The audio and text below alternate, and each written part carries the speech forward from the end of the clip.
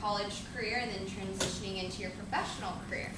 So I brought some books, so I want y'all to try to interact with me. I think it makes it a lot more comfortable for y'all, and I think you will get a lot more out of it. So has anybody heard, or this might be introduced in some of your coursework, the 7 Habits of Highly Effective People? Anybody? Okay, wonderful. So we're going to go through those 7 habits, and we're going to discuss what that's like and being proactive, and then I'm going to share a little bit of my story and how I use those habits, and then transitioning into what that looks like going into a career in banking. So before I get started, what do y'all think being proactive is like? What characteristics do you associate with being proactive? Anyone? I want this to be an open conversation. I don't want y'all to feel intimidated or anything like that. Someone who takes initiative to get something done.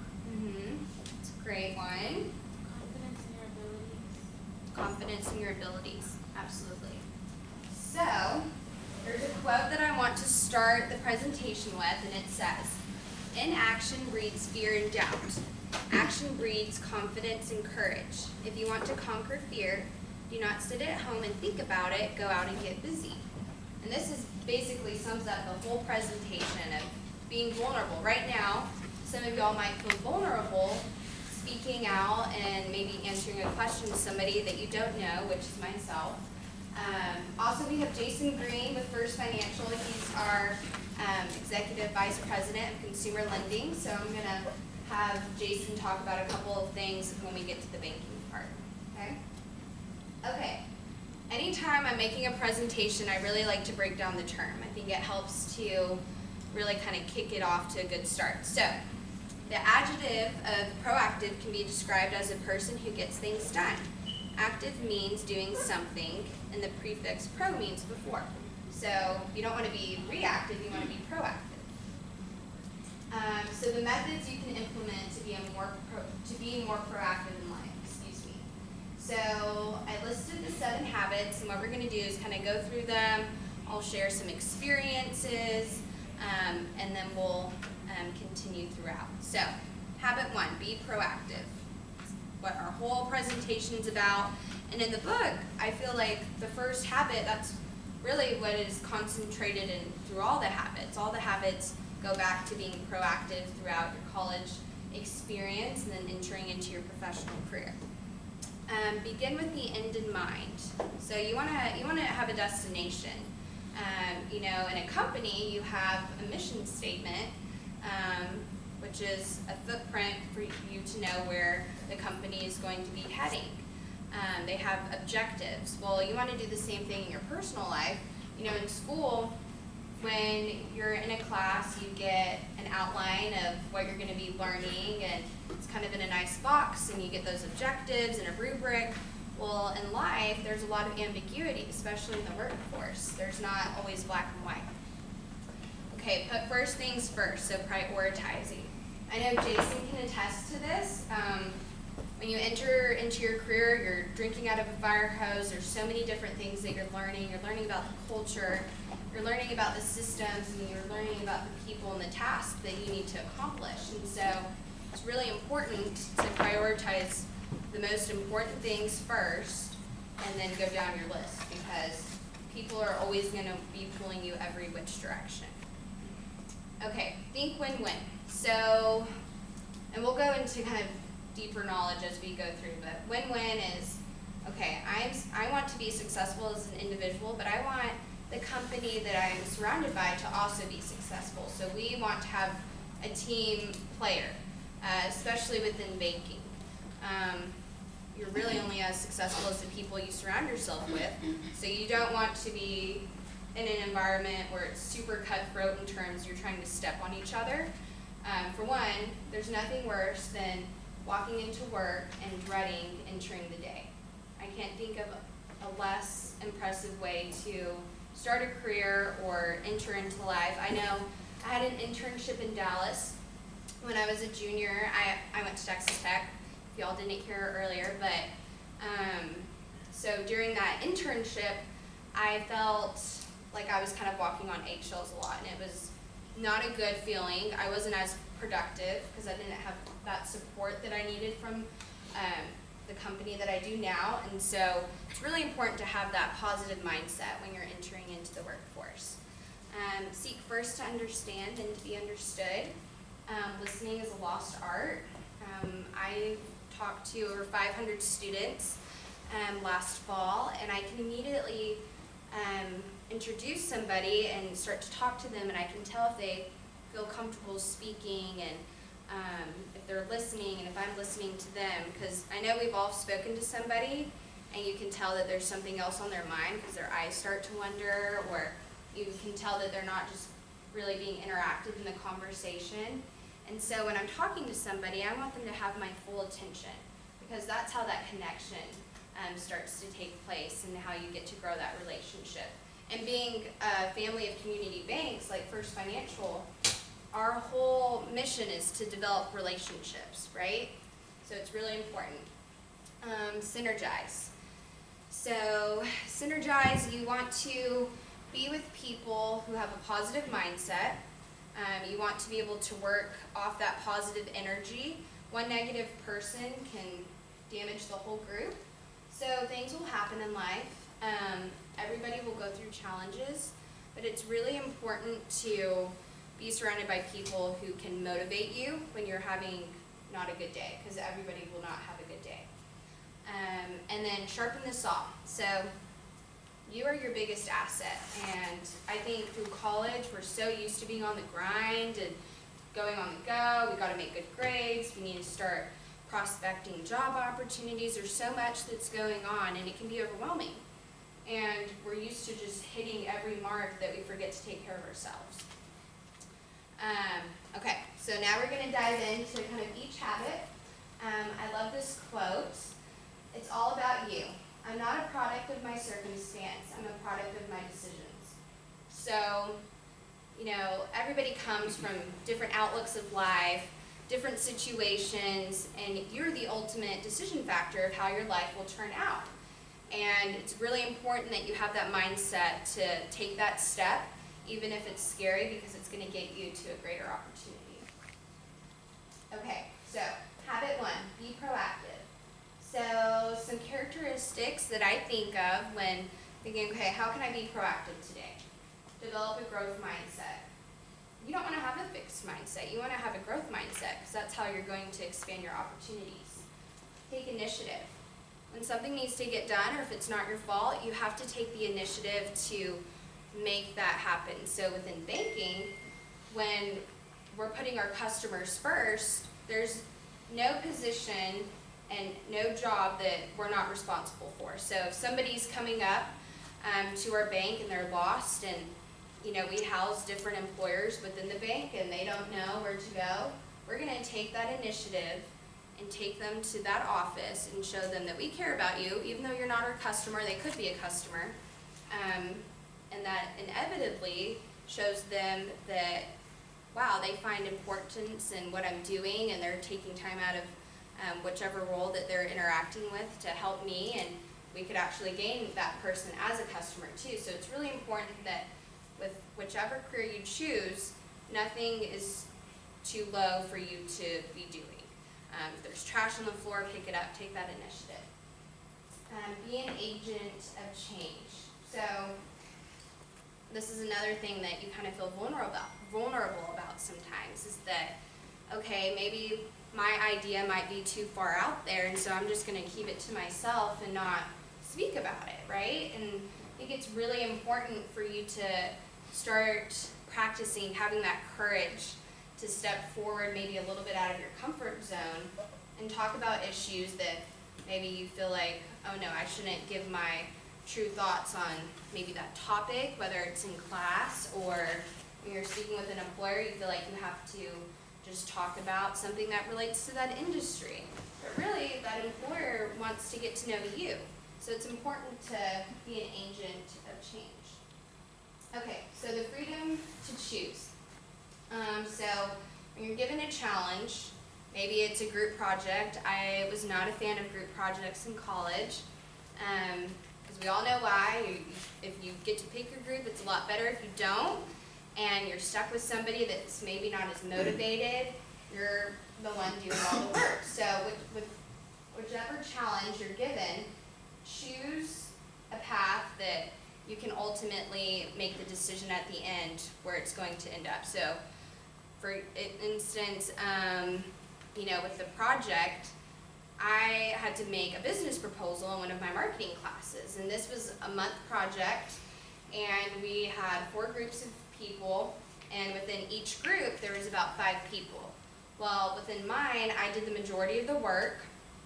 We didn't get to choose, and so I could either sit at home and complain about it and turn on Netflix and do nothing, which I sometimes did, or I can be proactive and just get the job done.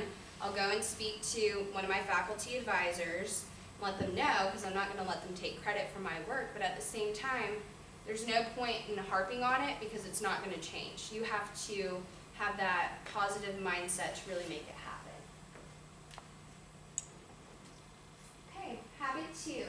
Begin with the end in mind. Focus time and energy on the things that can be controlled. Have clarity and vision for your future. So, I know Jason can also attest to this. Within each day, I make a prioritized list of things. I'll put it in my calendar. We all kind of do it a different way, but it's important that you focus your time and energy on the things that have the highest priority, and then go down towards the list. Because if you're just grabbing at things and people are emailing you and you have to call that person, you're going to be scattered all over the place and you're not going to get anything accomplished in that day.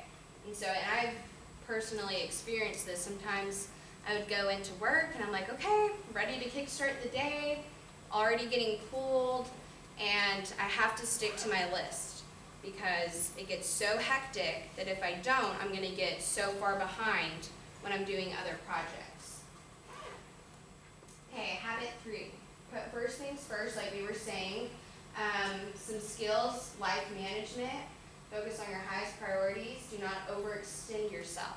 So, I don't know about y'all, who's overextended themselves in college, just with coursework, being involved in extracurriculars? Anyone? I know I did. I mean, my senior year, I thought, okay, I'm going to take it a little bit lower, I'm going to be graduating, I really want to enjoy it. But I ended up overcommitting myself so much that I was becoming burnt out. I was like, wow, I can't wait to enter into the workforce, and it's going to be different. But the same thing can happen. So it's really important that you do manage your time wisely with the people that you spend it with. Okay, habit 4. I love this picture. So I work under our chief credit officer of the bank. His name's Luke Longhofer. He's become a great mentor to me, and this is our credit analyst team, and also we have some people from QM here as well. So we have a commercial lending program that I'll kind of speak a little bit about later. But these are some of my peers and colleagues that work with me, and most of them are credit analysts in this picture, but we're a tight-knit group for sure, and that's something that I really hope each of y'all find with whichever path you choose to proceed with. Integrity, sticking with your true feelings, values, and commitments. That's very important. We're a group that has a diversified background, but it's really important that we have respect for one another. Otherwise, we're not going to accomplish anything. Maturity, expressing your ideas and feelings with courage and consideration for the ideas and feelings of others. I know y'all work on this with being in school and doing group projects. That's a great starting point. An abundance mentality, believing there's plenty for everyone. So kind of like what I was saying earlier with the idea of working in an environment where you're not walking on eggshells, you're not having to cut somebody else down to get ahead is so important, because everyone in this picture has started somewhere. Jason has started somewhere. You don't graduate college and end up being the executive vice president of consumer lending. He had to work to get there, and sometimes I feel like some students feel like they're automatically going to take that leap, and they're there and it's going to be wonderful, but having a team that's willing to support you does instrumental things for your life and your career. So all these individuals, we had our fantasy football league that we did. I think I won $300. We do, after bank hour, happy hours, we'll go play golf. We had a Christmas party outside of our work. So we really tried to express the camaraderie, and that's through each line of business. Okay, let me get a sip of water real quick, y'all. Okay, so habit 5, this was at the Fall Career Fair this past, I believe it was around September. And so these are from our students. I think communication is one of the most important skills you can have throughout your college experience, through your career, through life, the whole 9 yards. Because if you can't communicate effectively with anyone, you're not going to be able to get anything done. And it takes practice. Sometimes I'll speak to students and they don't really have an idea of where they want to go, but they'll talk to me about how they are driven and they see themselves kind of entering this certain line of business, maybe within banking. But I have some that are just like, hi, how are you doing? Good morning or good afternoon. And they're just like head down. And I get it. In college, sometimes you don't want to talk to people. You just want to go to class, get done with class, go home, binge watch a series, maybe do homework, and then go to bed. But start practicing communication. Get out of your comfort zone. I know when I would go and speak to employers, I would feel like my heart rate would start racing. I'm like, okay, I don't know everything I need to know about this industry. What if they ask me a question that I wouldn't know how to answer? But really, they're just wanting to have a conversation.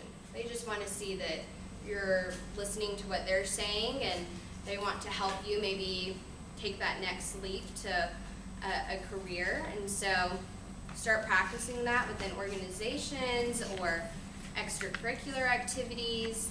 It's really important, and you can really tell from students that have practiced that throughout their college career and students who have had no communication. It doesn't mean that you have to be super outgoing. We have people within the bank that are more on the analytical side, right? And enjoy the numbers. We'll talk about that a little bit too.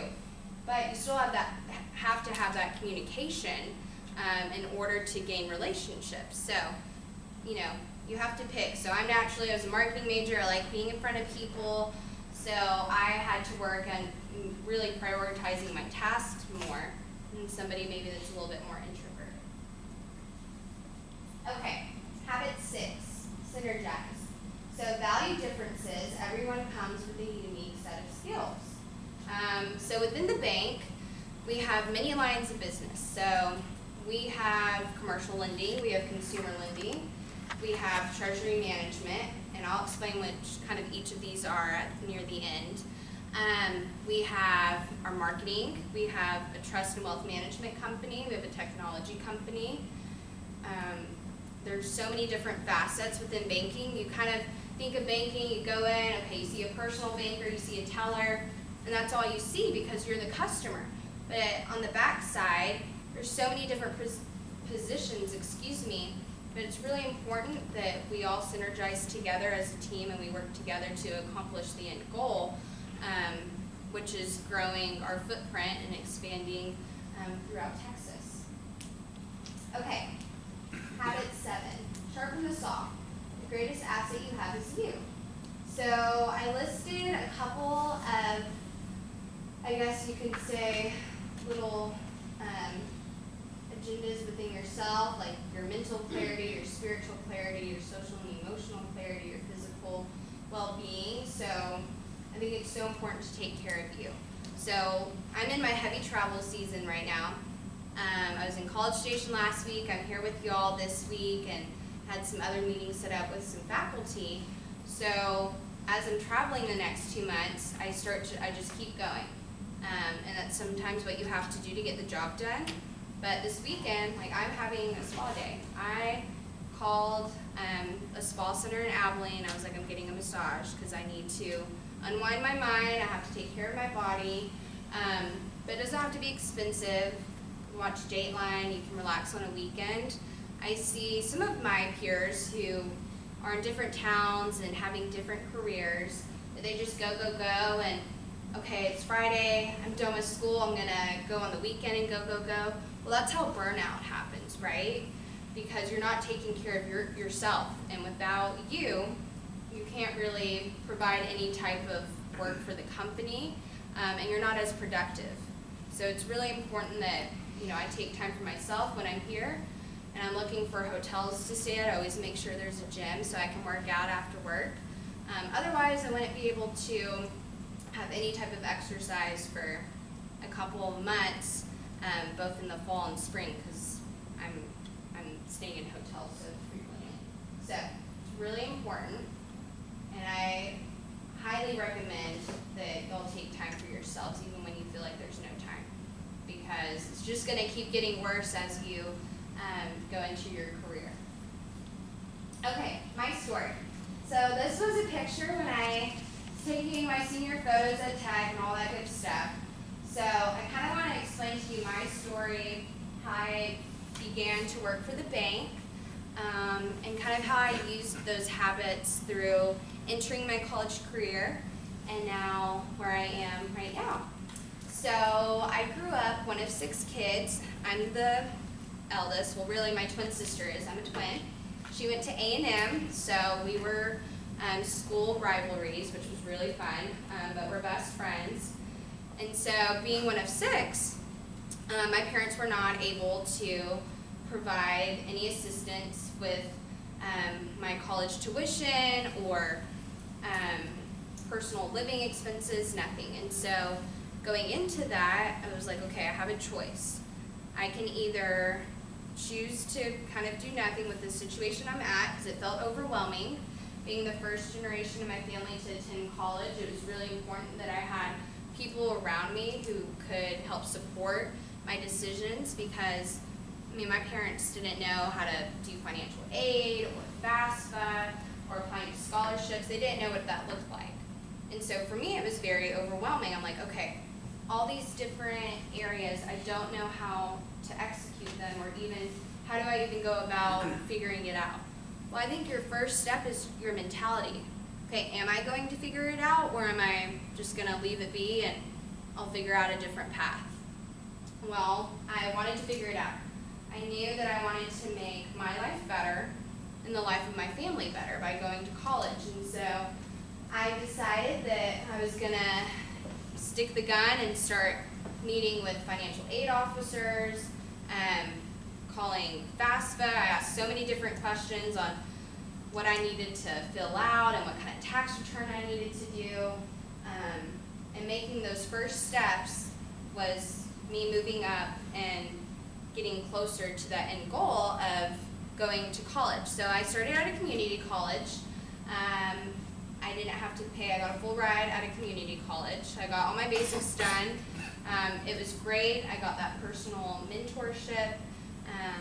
It was really a great experience. I'm glad I started there, because if I hadn't, I would have never gotten a full ride to go to Tech. So everything happens for a reason, right? So growing up, I've lived through, my parents were more on the middle class side with their income, and then I've lived through a little bit of poverty as well. So I've seen both spectrums of what that looks like, and I think it's so important to tell students that it doesn't matter where you came from, doesn't matter which situation you were in, you can get yourself out of it. It's going to take a clear mindset and a community to kind of help push you sometimes when you're down, because everybody will get down. But don't give up. Never give up. So after I finished my associate's degree from Midland College, I got a full ride scholarship to go to Tech. Well, it wasn't that simple. I don't even know how many scholarships I applied to. Probably applied to, had to be over 100. I think I spent, after my course load, and I was also a part-time nanny, I did some of that just to bring in some extra income, but I would just do scholarships every day. Some of them are longer, some of them you put in your leadership, your financial need, your academics. So by chance, I ran across the Terry Scholarship, which is brought to me by the Terry Foundation, who is based out of Houston, Texas. It's actually one of the largest nonprofit entities for higher education. That was a very rigorous process. You have to apply, and then you go through a phone screening, then you go to an interview in Dallas, where you get interviewed through a panel of people who are the directors of that foundation.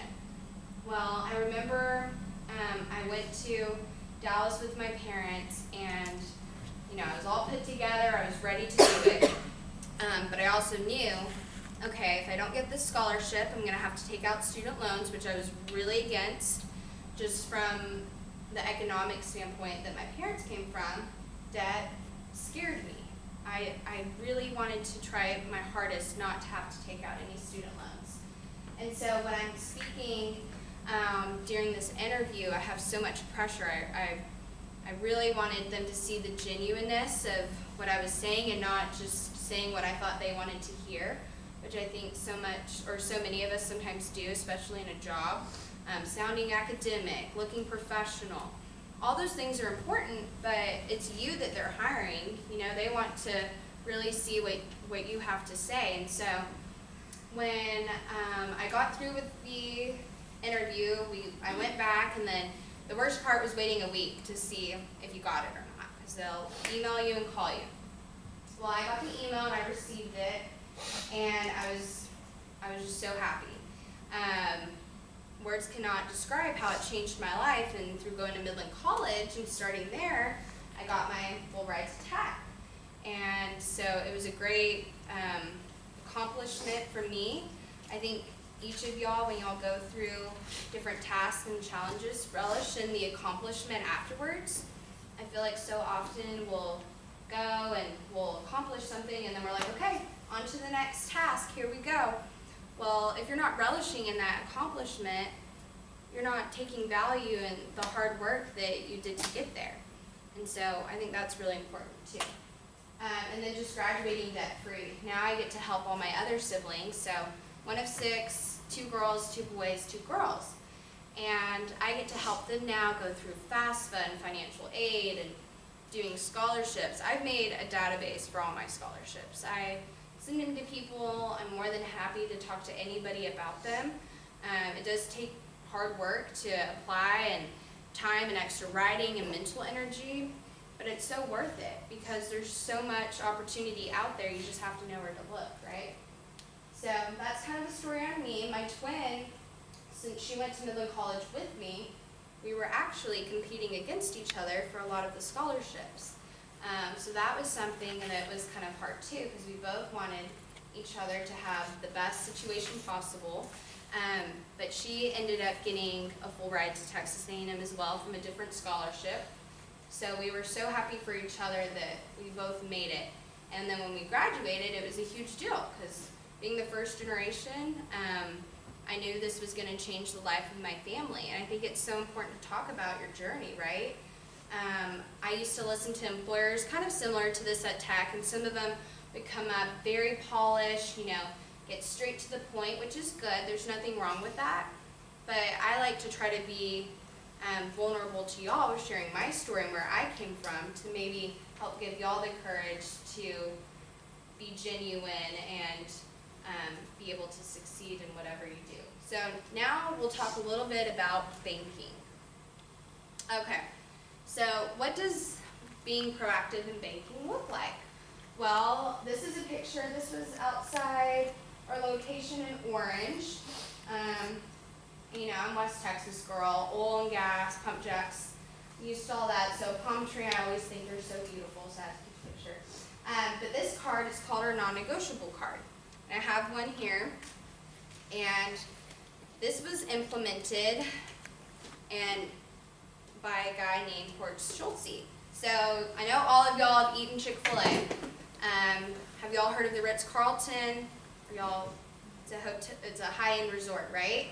Well, Horst Schulze, he's from Germany, and he's partnered with us to help develop our service strategy. So when you go into Chick-fil-A and they're so nice, and it's see so many Facebook posts all the time, and they're like, wow, this, just them being nice helped me have a better day. And they say, good morning or good afternoon, how may I help you? Yes, ma'am, or yes, sir.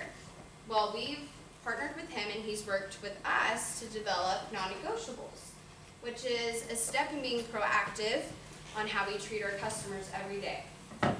So they're super simple, it's nothing crazy, but they're things that a lot of people don't execute consistently. So one of them says, our number 6 says, always give customers your complete, undivided attention and focus. Be responsive, caring, and timely in providing service and follow-up. So like I was saying, when I have somebody in front of me and they're speaking to me about a career opportunity, whether they're at a career fair or an event, they have my complete focus. And with our customers, we do the same thing.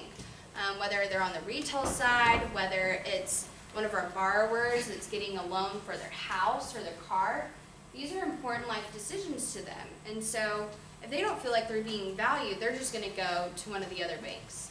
I mean, every bank has the same product. It's all about the service. It's how you execute it. So it's very important that within banking, you're always looking for the next opportunity to meet somebody, expand our products. And Jason, do you want to talk, or do you have anything to add about being proactive through banking, or maybe on the consumer side? Yeah. So, service, if you talk about a bank, you don't think about it, but I do. I started banking in 1994, probably before all of you were born by a long way, and I understand that. But, service in banking is a big deal. I will tell you this, customer service, and not to go off on a tangent, but customer service in general is a dying art. I'm really in tune to it because I'm very sensitive to it because of our non-negotiables, but I'm just sensitive to it in general as a consumer. I don't have a lot of patience for bad service. I know what we stress at our company. If you don't have customers, you don't have a business. You can be the best employee in the world, but if we're not treating our customers right, we don't have a business. They are the business. It's so good, and it's really a dying art. I walked into a gas station this morning. Gas stations aren't the best place to judge customer service, trust me. But who's got this right in the gas station business? Racetrack and Quick Trip, right? You ever stop at those places? Buc-ee's, right? They've kind of got it right too. They've figured it out. Quick Trip in particular has figured it out. All their stores are the same. They're clean, they're neat. You walk into a Quick Trip, you ever know a Quick QT, right? No. You walk in there, you're greeted every single time.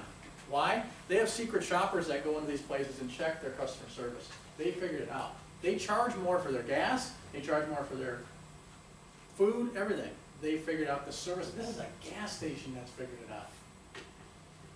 Okay? So as a young person going into the business world, you got to provide value. You got to be proactive. What can I bring to this company that no one else can bring? That's what you got to think about when you go into your career. What value can I bring? You're going to evaluate the company, right? What position I want, what's the culture of this company, what are the benefits, what's the paid time off. Yeah. You're going to evaluate all of that. They're going to evaluate you, right? You have to think, what can I bring to this company? How proactive can I be in reaching out to this company and proving to them that I bring value to this institution? I don't do this very often anymore. McKelly does it for a job. I've done this scenario since 1995. Probably done 1,000 of these things. I've said the same thing in 1995. It's 2020 now, so that's a long time ago. As a person coming out of college, if I'm the hiring manager, I'm hiring the person that comes to me and says, you need to hire me and here's why. Do you think her interview sounded like that? I've never interviewed her, but I'll guarantee you her interview sounded different, because she's going to come to you and say, here's why you should hire me. Here's the value that I can bring an organization. It's not about the benefits the company can offer you, not about this. It's the value that you can bring to an organization. You need to evaluate that organization well. Does it fit my background? Does their culture fit mine? Right? Does this feel like someplace I can work? Does this feel like someplace where my opinions are valued, right? Does this feel like someplace I can grow? You have to evaluate that while they're evaluating you. But remember, the onus is on you as an entry-level employee to prove to them and be proactive with them to say, this is why you need to hire me. That is probably not what you asked me to talk about. No, it is. I mean, banking, well, I'll let Jason talk a little bit on consumer lending, but like I said at the beginning, we have multiple lines of business, and so within each line of business, it's you have your entry level and your medium, and then you work your way up. So, you know, we have the commercial lending program, which if you're business oriented, how many people are business majors? Okay, finance, accounting, marketing. Okay, wonderful. So, commercial lending is lending money to businesses, and I'm kind of going to make it a little bit more simple than what it actually is, but we have a commercial lending program. It's 2.5 to 3 years in Abilene. So we're in Southeast Texas right now. Well, we have locations all the way up in the Panhandle in Hereford. So that's our big cattle market, right? And then we have commercial real estate outside Fort Worth. We have oil and gas here in Orange and Beaumont. We have different industries throughout that are comprised of within our portfolio. And so the commercial lending program is comprised of 2 different areas, credit analyst and a loan review analyst. To describe them easily, a loan or a credit analyst, it's before the loan's been booked, so you're working with a loan officer with an individual who would be your borrower. It could be commercial real estate, cattle, it could be any type of industry or something within it. And you're consolidating all the financials that loan officer gives you into a package that makes it easily readable for the committee that it has to go to seek approval. So there's a lot of different components that go into that, reading financials, tax returns. You're looking at an individual's background, maybe more information on that industry, or if they're wanting to start a building or a company. And then you have loan review, which is analyzing the risks of the loans that have already been booked in the system. So when you book a loan, you don't just want to leave it alone and 5 years later they come with the keys and say, okay, go ahead, foreclose on me, I can't make my payments. No, that's not how we analyze the risk, and that's how we lose money. So if we're proactive throughout that, we can catch a problem early on. So that's commercial lending. Jason, you want to talk about consumer lending before I hit the other lines? So the consumer lending side is kind of what most people think about lending when they, I want a loan for a car, right? Your preference is to pay cash for a car, that's always great. And most people can't do that, cars are expensive. So on the consumer lending side, we're more dealing with the customers one-on-one, like the everyday life situations, buying a house, refinancing a house, taking out cash, home equity loan out of a house to buy a car. The everyday, daily transactions, that's what consumer lending is. And that's what most people think about lending. Commercial lending is actually a bigger part of our bank than the consumer lending, but if you're talking about consumer lending, it's just family, what I call family lending. People, everyday Americans needing to buy a car, or need a personal loan, need a home equity loan, whatever the case may be. That's really what comprises consumer lending. So, I mean, of course, he would be the perfect man to talk about that. We also have treasury management, which is, if anybody's in here that's pursuing an information systems background or data analytics, this would be maybe the route that you would take within banking possibly. And so what treasury management is it's the way money flows throughout a company. So we set up different companies with different products that we carry, like positive pay systems. And so there's a technical side within that role or that line of business, but you also still have to have that communication to talk to vendors, set it up with the companies, do training sessions. We have project management roles within that because you have to run the system's failures within those different products. Another line of business is marketing. So we do have a marketing internship this summer, and I can give you more information on that if you want to talk to me afterwards. Our marketing department's growing, so there's all different types of facets of marketing. You have the data analytics, you have the advertising, You have the social media component, so we're always looking for new potential there. We also have technology, and with our trust and wealth management company, that's maybe somebody with a more maybe personal financial background that wants to do RFP planning, or maybe somebody who's had some legal work, working maybe with some different law firms, maybe being a clerk. They have to kind of know the legal jargon. So there's all different types of lines of businesses within a bank that isn't just commercial lending or on the consumer side. There's so many back house operations, you have underwriting. And so I encourage all of y'all, if y'all are looking for a place to start a career, that you're not just serving a function, you're fulfilling a purpose. Every day when I go into work, I know that I'm adding value. And growing up and having to work my way through school, I had that service mindset ingrained in me at the beginning, and so it was important that I was surrounded by people like Jason and my boss now and my peers that can really help develop you even further than just coming in out of the gate, because it will take a while to really start establishing yourself within a company, because it's your brand, it's yourself, it's your identity. But you also want to know that, okay, First Financial, they're publicly traded, they're a $9 billion bank, 33 consecutive years of earnings, very proud of it. But at the same time, it's not such a big bank like Wells Fargo, where you might be a little bit lost. Numbers wise, you don't maybe get all that personal attention, where within our bank you do, but there's no cap to the opportunity. Like Jason said, it's all about the value that you create and the value that they see in you to create maybe a new role that's more specialized for you, or this is the path, and I'm going to start off as a credit analyst, and I'm going to work my way up to be a senior analyst and then a commercial lender, and then be placed in one of our 12 different regions throughout Texas. So there's vast opportunities. I recommend that each of y'all, when you're looking for a career, it's important to know, the monetary. How much money am I going to make? What are my benefits? But really look at the people that you're going to be going in and spending every day with. Because if you don't like the people and they're not a team atmosphere, then it's going to be really hard for you to be that much more successful or that much more productive. Also, I have some books, so I want y'all to interact with me. So I'm kind of done with my presentation. Does anybody have any questions or comments or thoughts? Yes. I didn't remember if you said it, but what was your major? It was marketing. Business marketing.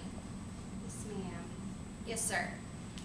You mentioned about getting to know the people, so you know who you want to work with in the company. How would you suggest going about getting to know people in the company before you actually get a job in that company? That's a great question. So in Abilene, since we're headquartered in Abilene, there's events going on all the time. Nonprofit functions, which we're heavily involved in.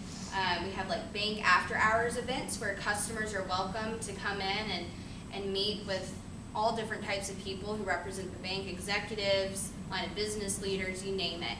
And so I would look for maybe events or being in contact with somebody and just saying, hey, I really just want to get more information about a potential role, or what does banking look like. I'm kind of more of a risk-adverse person, so banking is a great established career for myself, and I also get to talk with students who are gearing up to graduate college and kind of help them with those next steps, or just bring a layer of encouragement. That's something that I gravitated to, so it's really all about networking though. I had a close relationship from my dean at the business college at Tech, and that grew into multiple relationships with other people, and that's how I became the recruiting coordinator for the bank. So I advise for networking to be a priority. Even when you think it's like, okay, I'm a sophomore, junior How many sophomores, junior, what classifications are the majority? Juniors? Okay, sophomores? Okay, seniors? Any seniors? Okay, wonderful. So the sooner you can start getting comfortable with speaking to people and networking, I think the better. So it's a great question. Anyone else? No? No questions over, I don't know, life or banking? It's not out of the question too, sorry. Yeah, no, go ahead. It's not out of the question too during the course of your interview process to ask the person you're interviewing, can I talk to somebody that has an equivalent job? Yeah. People don't think about that. I like that when people ask it because I'm evaluating you to hire you. You have to evaluate the company you work because I don't want to love you as an employee and you come in and you don't fit our culture. Mm-hmm. We've wasted a lot of time and money and everything associated with that. So that's not, I don't think that's a bad thing to ask. Can I talk to somebody, not in an interview setting, or it could be an interview setting, that would be a peer. Perfectly legitimate. Kelly talked about networking. Okay? We have branches in Orange and Beaumont, right? First Financial. I'm just talking from First Financial. Yeah. You know where the president of our Orange region attended college? Here. It's a perfect networking opportunity. He's out in the community all the time. The guy's name is Stephen Lee. You'll see First Financial Bank at community events, and the president of this region attended this university. Anybody interested in banking? Anybody even thought about a career in banking? I know I didn't. At the beginning, I thought I wanted to go into consulting, maybe Deloitte, do nonprofit work. But I ended up through my connections, and it was a great fit. So I ended up going with the best bank in the country. So anybody thought about a career in banking, or what are y'all's plans for graduation, or what are y'all looking into? Anything? Any industries pique your interest? Anyone? Yes. I thought about maybe getting into being like a loan officer that does the mortgages for homes. Well, we have a mortgage company, so that'd be great. If you want any information about that afterwards, you can come and talk to me. But whoever spoke and answered questions, I have a book, and I'll let you choose. We have our book that we give every employee, which is Hortz's book, and it's Excellence Wins, and it's an easy read, but again, steps and principles that a lot of people don't execute. We have The Defining Decade, which is probably my favorite. I read it, and it's about how to make the most of your 20s. You might have heard, okay, oh, I'm only 21, or I'm in my early 20s, and I have till my 30s to figure it out, right? No. You have to start figuring it out now so you're where you want to be in your 30s. You can't just enter your 30s and think, okay, I'm not going to do anything in my 20s, and I know I'll be where I'm going to be in my 30s because I'm 30 and that's supposed to happen. No. So this book, is pretty blunt in breaking it down. I really enjoyed it. And then, of course, the 7 Habits of Highly Effective People. So if you spoke, come get your book, and I'm happy to talk to you afterwards. We have some goodies, so thank you for letting me speak today. I appreciate it.